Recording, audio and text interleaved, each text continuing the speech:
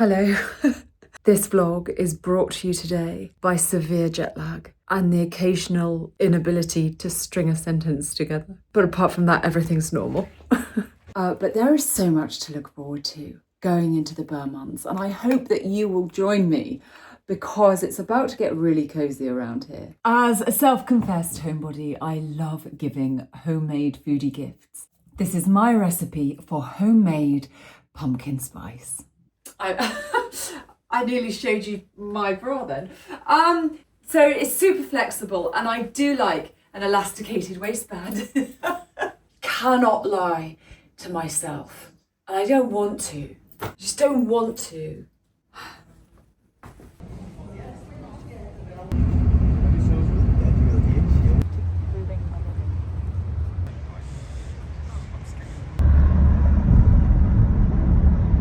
Well, Venice from here is quite a trek.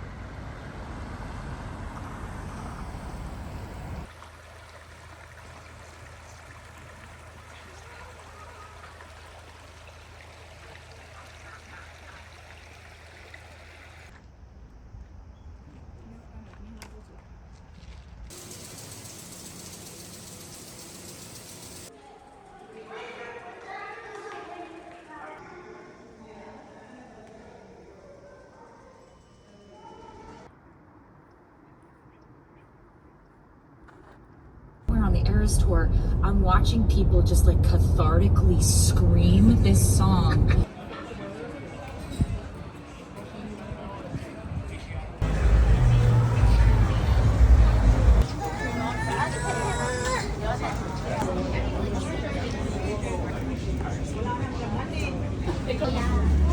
We already had a room booked at 3 nights. Have we got another one? Yeah, 2 nights.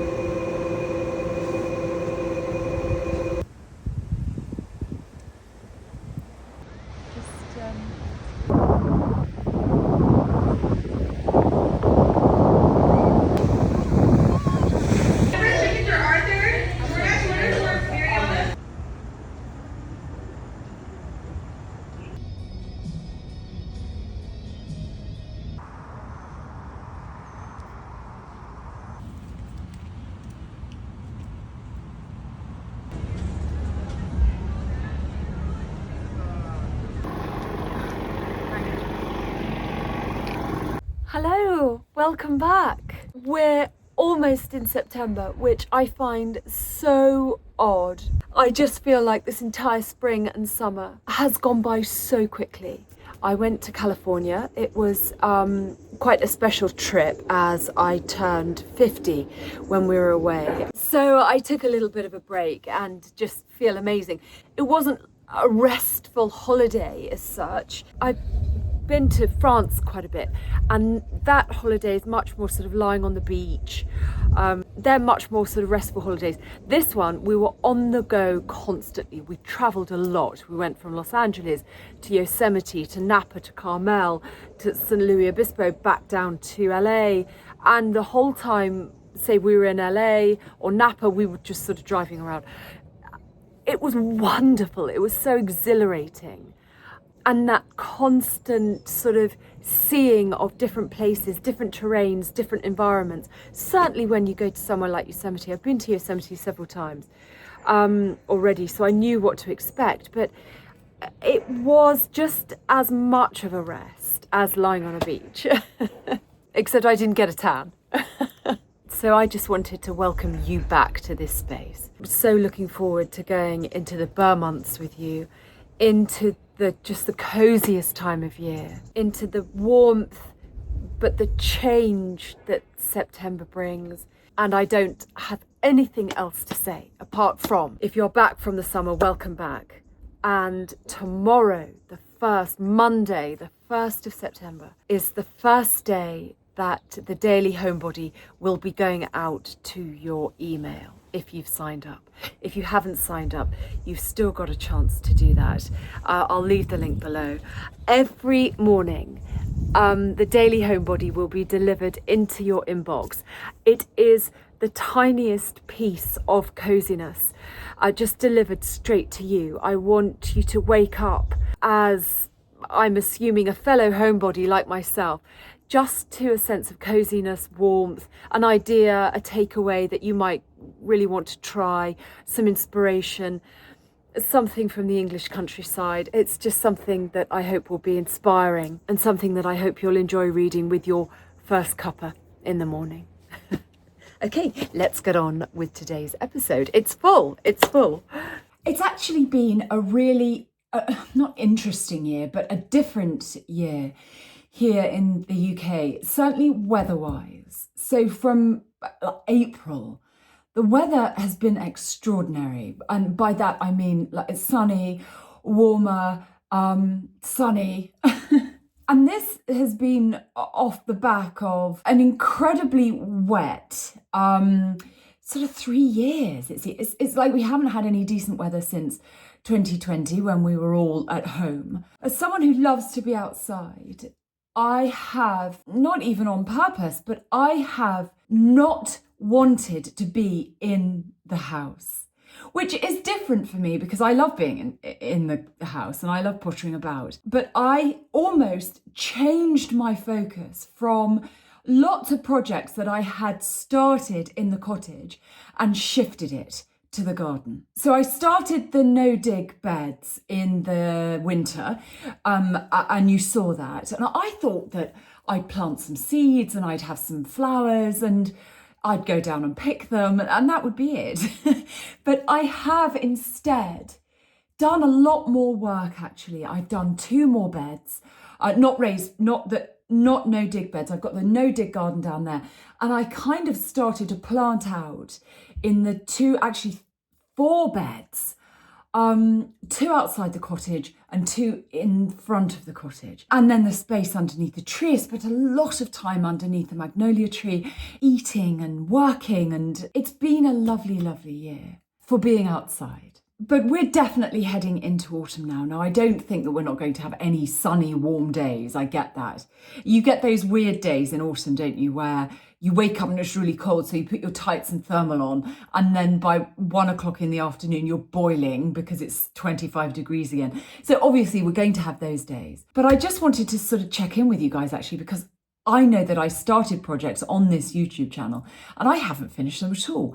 I absolutely put them to one side because I wanted to be outside in that garden and it was good for me. So I know that I've got to come in and I know that I've got to finish those projects that I've started. My pantry, my bathroom, my bedroom, my wardrobes, my doom room, also known as my office, the sitting room. Yeah, oh goodness me. But this also means I'm going to be in here more, concocting some cozy recipes. And I wanted to share one with you today. I wanted to share it this early in the season as I'll be showing you recipes that will be using this.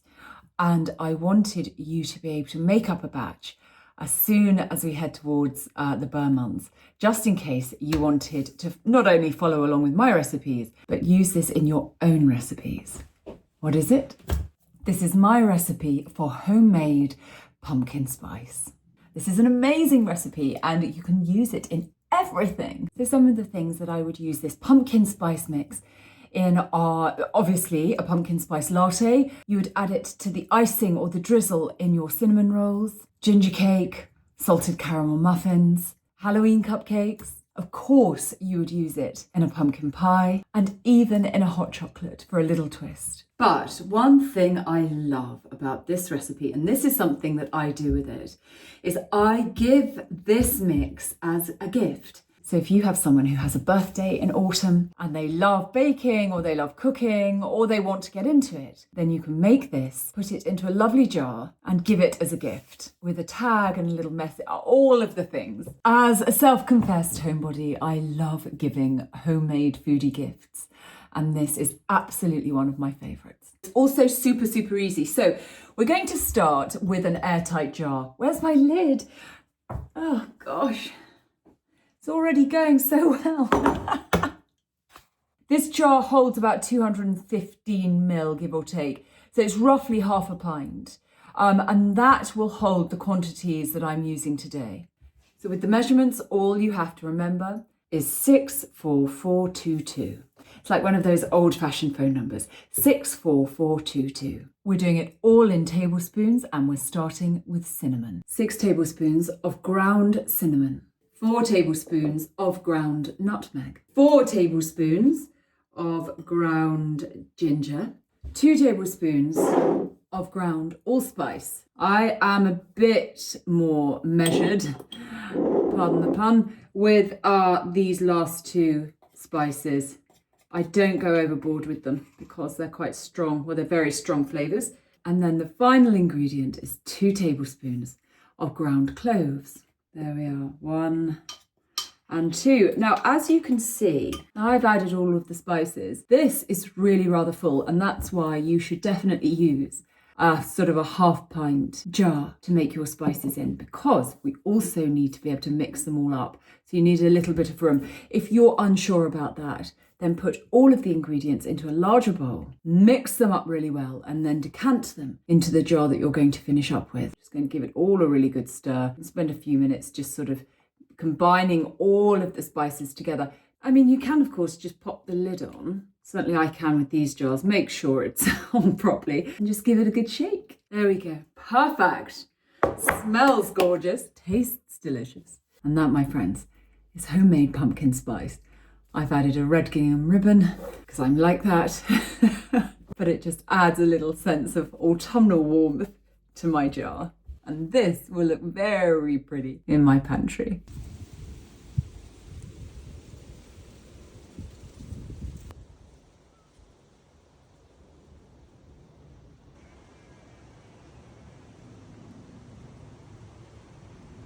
I thought I'd start something slightly new in this vlog, which is just taking you through some of the clothes I like. I've never really bothered to go into any depth at all about the clothes I wear on this vlog because I'm not super obsessed with clothing, and I only have 3 criteria that I need my clothes to meet, and they are: I like them, which it sounds obvious, but I find that a lot of times if something is in fashion or something is trending or something is super popular, I might not like it. So I just wouldn't wear it. I just don't care enough about it to wear something that I don't like. The other criteria that I have when it comes to clothing is that it's comfortable. I cannot do a day working and being busy if I'm not comfortable. I struggle a huge amount having anything that's tight around my tummy. I don't mind something like this belt, which is actually a bit higher and around my waist, but I can't have anything sitting on my lower abdomen. And I think I've mentioned before, I hold tension in my lower abdomen. And so anything that's tight around there is an absolute no-no for me. The other criteria that my clothes have to meet is that it doesn't matter whether or not they get dirty. I'm in and out of corners, I'm in the garden, I'm on the floor grabbing stuff and moving things around. I'm on the sofa with a laptop and a cup of tea that I invariably spill. I'm running around moving things, unpacking things, packing things. I cook a lot, obviously I'm with food. So my clothes have to be able to get dirty. This skirt, for instance, this is cotton. I can throw this in the wash on a really hot wash if it gets dirty. I was out in the garden with this. I was down on my on my hands and knees, and I had Prudy with me. She's muddy. You know, so the clothes have to be hard wearing, and if they get dirty or they get splashes of something on them, it can't be a disaster. I can't be upset about it. But I thought I'd take you through it, just in case you liked anything that I was wearing. You saw that any of it might go with some things that you have. And also, and this is important, as you may or may not know, I turned 50 on holiday. It definitely felt like a milestone birthday for me, but not in the most obvious way. I feel like it's truly the beginning. And I think as a lot of women feel when they hit certain points in their life, for some it's 40. I guess I'm a decade late, but hey ho. I want to celebrate what I feel is just the beginning of a life I'm living, that I feel, and for nobody else, it's just for me, but that I feel is just wonderful, just simply because I'm living it for me. My children are teenagers, so they don't need me truly in the way that they did when they were younger. I only have myself to answer to, but being accountable to oneself, I feel the stakes are higher when you're only accountable to yourself, actually, because you know the truth of who you are, and you know if you are being true to that woman, and you can fake it to everybody else. But if you're faking it to yourself, you kind of know that, and you have to sit with it. And I cannot sit with it. I find it so difficult to sit with the knowledge and the knowing and the fact that I'm not being true to me. Cannot lie to myself. And I don't want to. Just don't want to. So I wear trainers a lot. I'm wearing these green Adidas at the moment. I love them. I'll leave all the links below if you want to take a look at them. But these Adidas are really, really comfortable. They're hard wearing. I need them to be hard wearing. So by that, I mean that I can go through an entire day on my feet in them, but I wore these a lot in California and I walked a lot. I was averaging between 18 and 22,000 steps a day, which people say you have to drive everywhere in LA. I walked a lot of places. So these Adidas are amazing. Little bit narrow, but once you get used to them and you stretch the fabric slightly, they're brilliant. This skirt is Damson Madder. Like I said, it's cotton. It's got pockets, which I know is just the dream. It has this lovely detail on the front and it also has it on the back. It's almost like a panel with a little frill detail. It's a bit of a pain to iron, but I think it's worth it. I've been in this particular skirt a great deal over the summer months. I've had it about 2 months now. Another thing that I love about it is it has an elasticated waist with a little tie here that you can kind of draw in if you want it a lot more snug around your waist. So it's super flexible and I do like an elasticated waistband. This shirt or blouse is very dark indigo denim and it's from Anthropologie. I absolutely love it. Let me take the belt off so you can see it when it's not cinched in. It's fairly casual, but it's got these lovely sort of puffy sleeves and there's frill here that makes it slightly more dressy. I like that. I like wearing it with the collar up. I will wear this. I will button it up and I will wear it in the winter months with a very thin, long-sleeved black thermal top underneath it. I nearly showed you my bra then.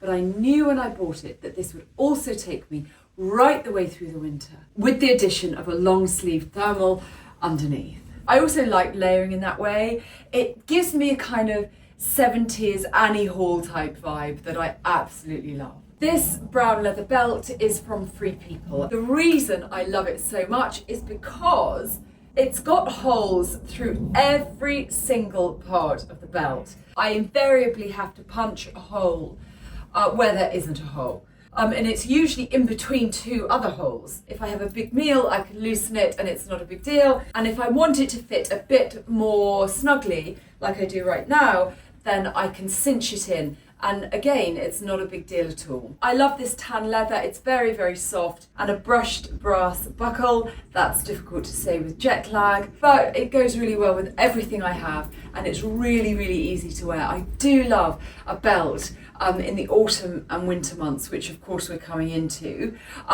cinched, pulling in the waist on a big jumper or a coat or a jacket that you have. But depending on when you're watching this, I love it in the summer. I wore this belt with several sundresses that I have, just to add a bit of shape and interest, really. Regarding jewellery and trinkets, I've not gone crazy at all, but I have stuck to gold. I've got my granny's locket that I wear all the time. I think that gold and this indigo denim go really well. And then I bought this little necklace here. It's sort of pearl with some little goldy bits. I bought this in the sale for about $5 in Anthropology. So this isn't expensive at all, but I quite like the two together. And I'm always mixing and matching vintage, expensive, not very expensive, very, very inexpensive. I just put them together if I like it. And then here I've got a very, very thin gold bangle, which is Monica Vinader. And then a chunkier bracelet here, which is from J. Crew.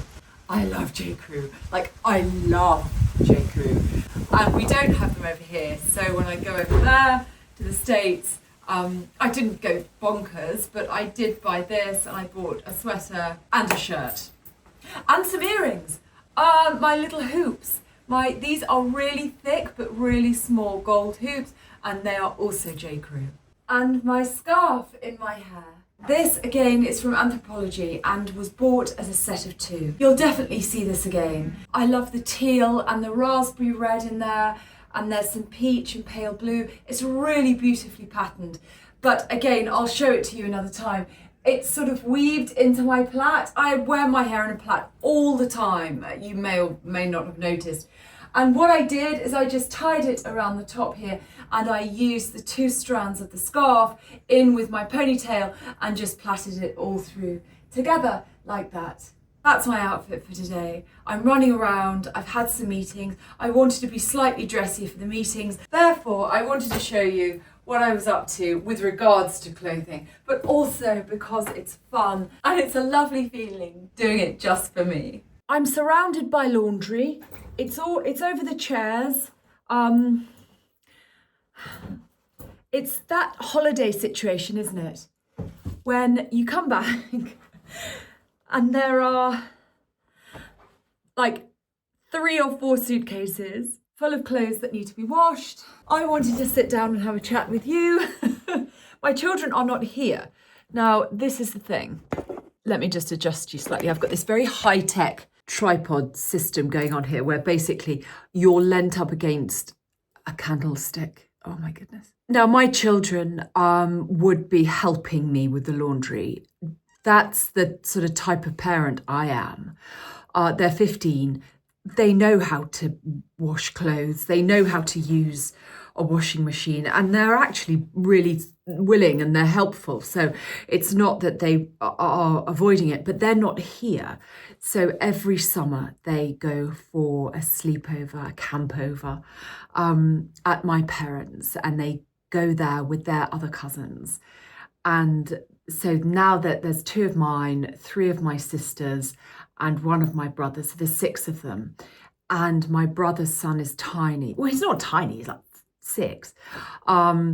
But it's amazing watching the older ones with the little one. I must admit, I'm rather jealous of Max, he's my brother's son, the little one. I would have loved to have had all of those teenage cousins looking after me when I was younger. But that just means that mine aren't here at the moment. So I'm doing the laundry. And to be honest with you, it's just like load in, load out. It's not a big deal. I'm certainly not ironing everything. I think things will have to be ironed when they need to be worn. But you can see, look back there, I've got my LL Bean boat and tote. with one of those neck pillows stuck to the handle. So yeah, it's slightly chaotic, but we're getting there. But I wanted to show you the books that I bought on holiday. I'm so excited to read them. None of them are fiction. They all seem to be variations on a theme. Two of them I know absolutely nothing about. One of them I have been longing to read for ages, cannot get it anywhere in the UK, so was delighted when I saw it. And then the other one I'm just really excited about. So let me show you. And do tell me if you've read them, if you want to read them, if you know anything about them, if you hated them, anything. I'd love to hear your thoughts. So first up is this one, Garten. Be ready when the luck happens. The icon Garten. This is the one that I cannot get in the UK. I've looked in the bookstores and asked in the bookstores, and I've also looked online to see whether or not I could get it, but I couldn't get it. So I bought this from a bookstore in, where were we? St. Louis Obispo. And I found it and I'm so delighted. This is the one that I'm going to read first of all. I've been a fan of Ina Garten since discovering her TV show about, like 18 years ago, or maybe less than that, maybe 16 years ago. But I'm such a fan of hers. She just, like I said, she's an icon. She immediately drew me in with her very gentle way of presenting her cooking show. And of course, I loved her kitchen. I loved the food. I love her laugh. I loved her relationship with Jeffrey. And so when this came out and I saw her talking about this book and I saw her discuss the really quite sort of troubling childhood that she had, I was really, really surprised actually, because I just had never thought that she would have had to have gone through something like that. And of course, that's a real lesson in not to judge people. Because to me, I know a lot about the media and I know a lot about TV. I know a lot about how things are presented. And even I didn't think that she had to go through, such a time in her childhood, because she was so loving and so warm and so friendly and so jolly. And it was naive of me to think that she hadn't been through times herself. But at the same time, it made me love her even more, which I think is a big lesson to all of us, not to hide, not to feel shame about the things we've had to go through, not to feel like we have to hide the deepest sort of shadow parts of ourselves. I think it's really important to work on them and to get as much healing as we can, because I do believe that hurt people hurt people. So I think it is our responsibility to seek healing and to do the work. But at the same time, it just made me love her even more, because I felt now in watching Ina Garten that if she can reach a point in her life where she is that healed and that warm and that loving and that successful in a sort of outward sort of career way, then that means that the work she's done has been successful, and has not been for nothing. So I am so looking forward. I've read like the first 5 pages, and it's one of those ones where I can't wait for the day to finish to dive back in. But I'll keep you posted on how that one goes. Next one. Have any of you read that one? The second one I picked up in a bookstore in Napa, Copperfield Books. I'm not sure, I'll double check on that, but they were just wonderful. And the vibe in that bookstore was just so perfect, and they were so helpful and just lovely and friendly and warm. This is The Creative Act, A Way of Being by Rick Rubin. I don't know a huge amount about Rick Rubin. I think he's a music producer. I think he is very, very well thought of. I think he's a bit of an icon in his field. I've seen a few TikToks of his and I have watched them and been just so interested in them. But I don't know much about his method of working, I've got to be honest. But I'm intrigued by it. As someone who is immensely creative, but who struggles with the amount of thoughts that she has. I'm referring to myself in the third person, which it makes me deeply uncomfortable. But I'm just trying to explain a bit about myself. I struggle with the amount of thoughts that I have and the number of ideas and how to have enough energy to do them all. You can see the tempo of my voice change. I get faster and I try to get my sentences out. This, I sort of opened it up and flicked through it and looked at some of the pages. This started to sort of speak to me quite profoundly just in the few pages that I flicked through. I mean, this is just one here.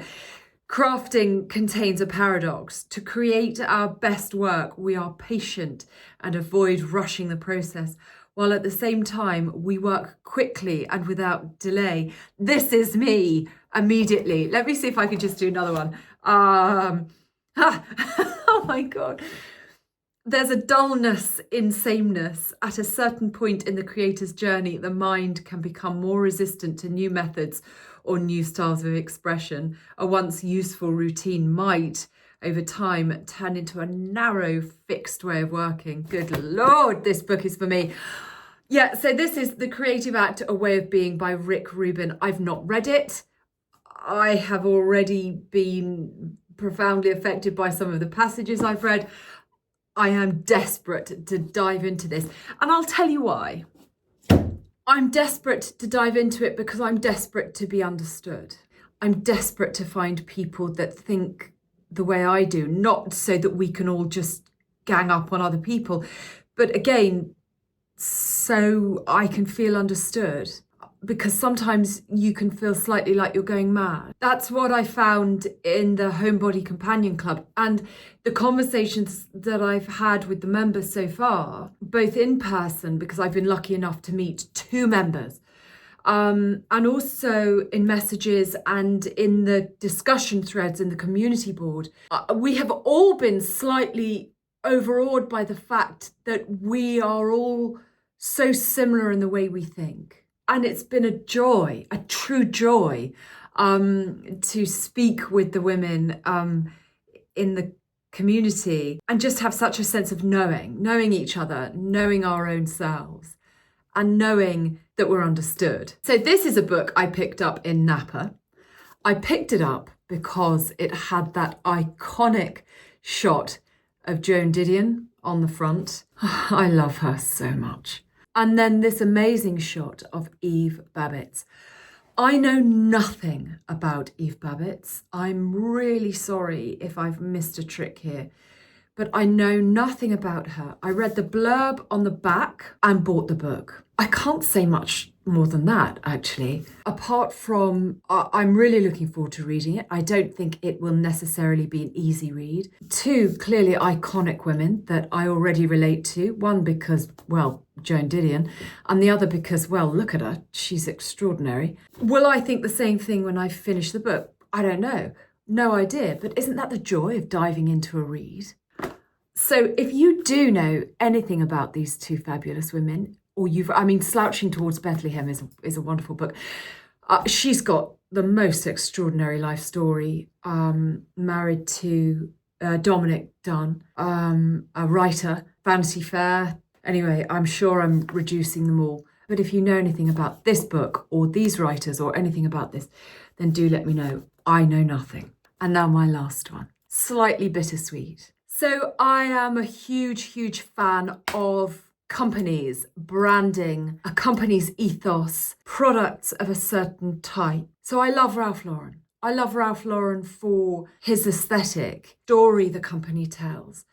And diving deeper into Ralph Lauren, I love him for the vision, for the business that he had. And I feel the same way about Kate Spade. So when she died, I was terribly, terribly sad, both because she had died, but also because of the way it had happened. So when I saw this book, written by her business partner, Elise Aarons, I grabbed it. I follow Elise Aarons on TikTok, and if you don't follow Elise Aarons on TikTok, I don't know if she's on Instagram actually, then please do. She is a joy to behold. But Elise Aarons was Kate Spade's business partner and best friend, and this book is called We Might Just Make It After All, My Best Friendship with Kate Spade.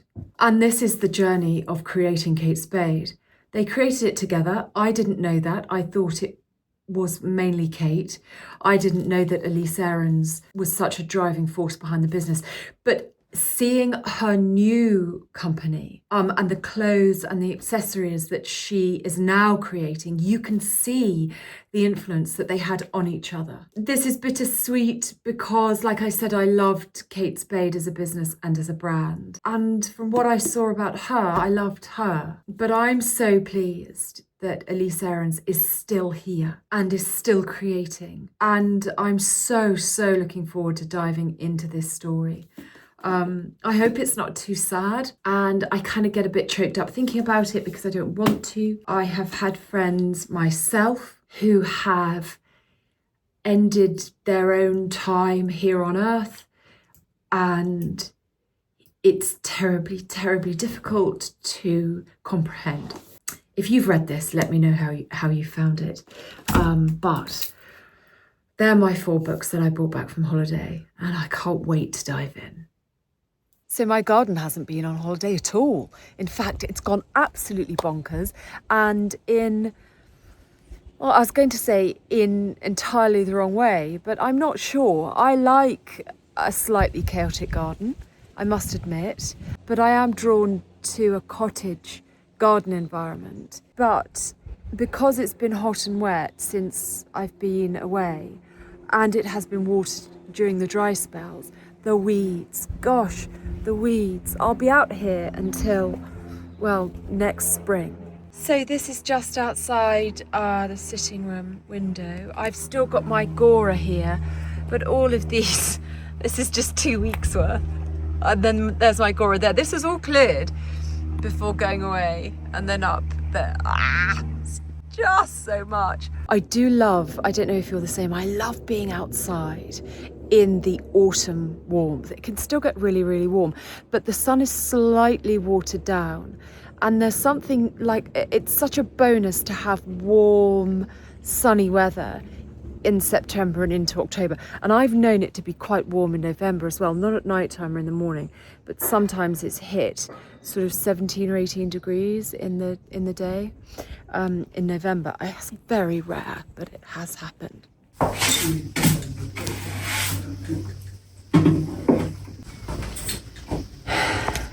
No, that was Trudy. You have at some point this right. I've known to have them here, but Trudy. Oh, okay. Wooden dugout bowl. 1. Okay. Isn't that already what changed, didn't you? I think that's antique or tried to everything, but because it was stuff in this bowl. Oh, is that what it's for? For the edits. Oh my god. We've got our new radiator brushes for just in time for the cozy season. They're handmade, and they go down the back of a radiator so you can get all of the dust bunnies out, and they go down the little slots of the radiator.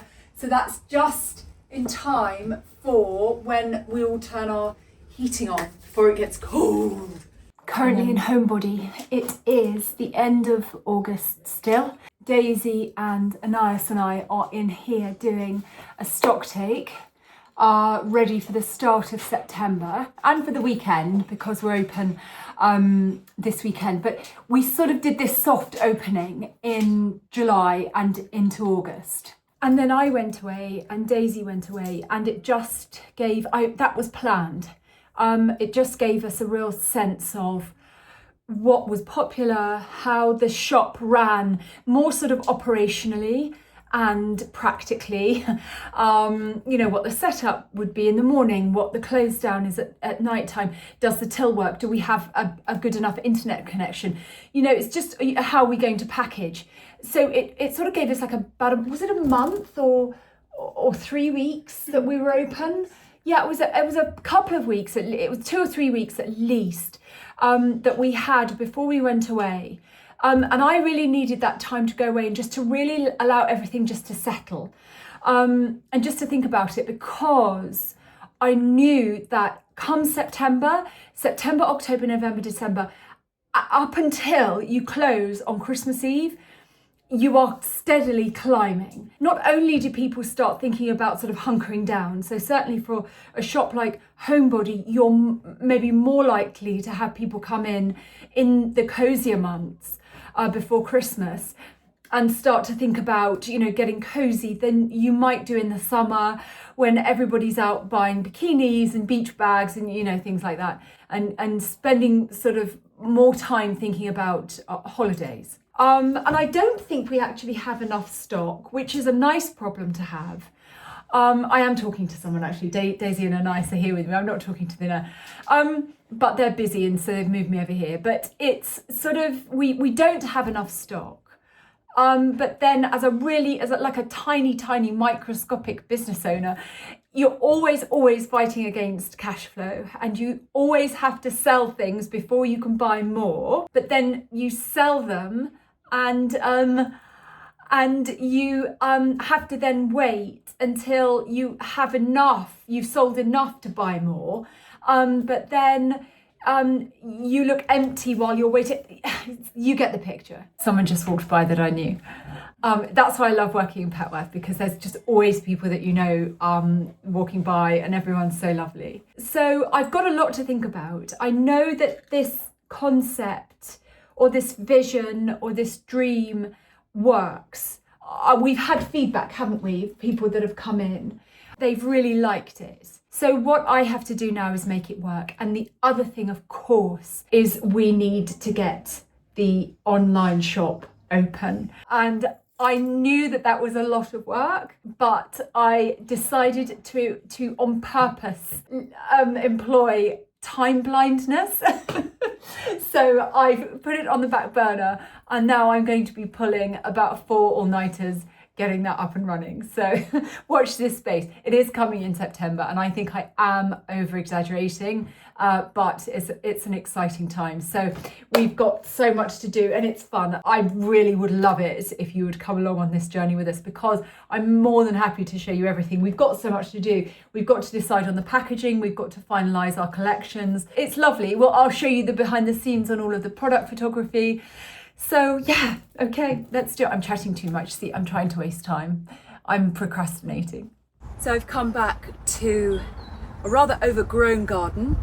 This is fine, but I've got some flowers down there that I actually grew from seed. Whilst I was away, they blossomed and bloomed, and I wanted to dry them. And I'll show you how I do that in the next vlog. I'm going to try and upload that just as a standalone project in the middle of the week, this week. But there's lots actually that I'm going to bring inside for the autumn months. The poppy seed heads, all of the poppies have gone over, so I'm going to cut all of those, and they're brilliant. They're brilliant as sort of just standalone, quite sort of structural flowers in vases, in singular vases, but they're also amazing in table arrangements and Christmas and autumn and winter wreaths. They've got that beautiful, very pale, sort of grey-blue colour. I'll show you. It's these here. So this is one that's a bit more recent. It's almost like a sage colour. It's like those wonderful Crown Prince pumpkins that you get that are really tasty. And then this is one that has been left on the flower or in the garden for a lot longer. And I think this is just as gorgeous. They're so beautiful. So if you do have poppies, of course, they seed themselves down like crazy. Remember that you can use these poppy seed heads. And it's just another wonderful example of bringing the outside in.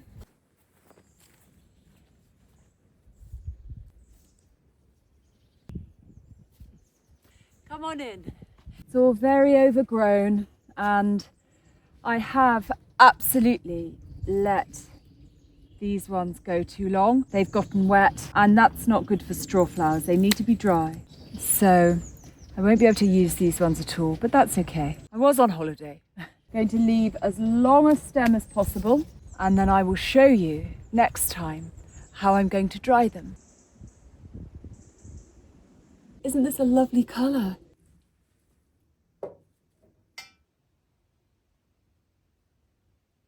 So I'm just slightly in love with this variety of sunflower.